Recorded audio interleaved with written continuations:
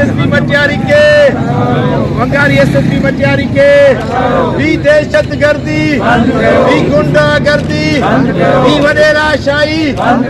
वडेराशाही साफी गंगू मलसा साफी गंगू मलसा साफी गंगू मलसा साफी गंगू मलसा साफी गंगू मलसा साफी गंगू मलसा भी police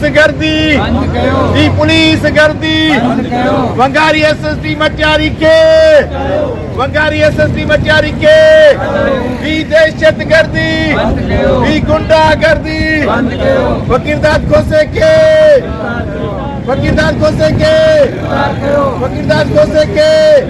global TV का मैं शौकत लाशारी हींअर असां मौजूद आहियूं कराची प्रेस क्लब ते। असां सां गॾु असांजो सहाफ़ी मौजूद आहे जंहिं कुछ अरसो अॻु में तशद्दुद थियो हुयो ऐं उहो तशद्दुद ॿुधायो थो वञे त कंहिं वॾेरे ज़ालिम जे तरफ़ां थियल आहे ऐं हिन जो सिर्फ़ु इहो कसूर हुयो त हिन हिकिड़ी पोस्ट रखी हुई।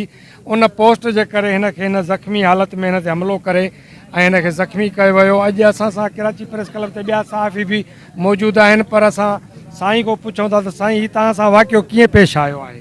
साईं 6 नवंबर ते आउं मचेरे में दुकान वेठो ॿ हथियार माण्हू आया या बूथ ॿधल हुआ ऐं लठूं अची डायरेक्ट मगज़दारी मूंखे हयो असां रईस फकीरदाद खोसे मोकिलियो गंगू मारे पोइ मूं वटि अचो। मूं मदामत कई, उन खां पोइ ॿेला माण्हू उते स्टाफ मौजूदु हुआ, उहे आया विच में आया, उन खां पोइ जवादार फेरी कंदे फरार थी विया। ज़ख़्मी हालत इस्पताल वियुसि, उते इलाज कराए मचेरी पुलिस वटि आयो त एसपी मचेरे सां मिलिया थी, उनजो एफ आई आर दाख़िल कयां थो। जॾहिं बयानु वरिता ऐं फकीरदाद खोसे नालो एसपी 4 कलाक वेहणा पहुचे ऐं मजबूर आहे मुराद अली शाह ऐं फ़रक बशीर जो हुकुम उन तरह एफ आई आर दाख़िल नथो करे सघां। अॼु पहिरीं डिसंबर 25 ॾींहं गुज़री विया, अञा ताईं मुंहिंजी एफ आई आर दाख़िल न थी आहे, न को पुलिस का कार्रवाई कई आहे जवादनि गिरफ़्तारी लाइ। जी नाज़रीन, तव्हां हिन जूं ॻाल्हियूं ॿुधियूं। सहाफ़ी भाउ असांजो ऐं सॼी सिंध जे सहाफ़ियुनि खे गंगूमल जे लाइ आवाज़ उथारण खपे।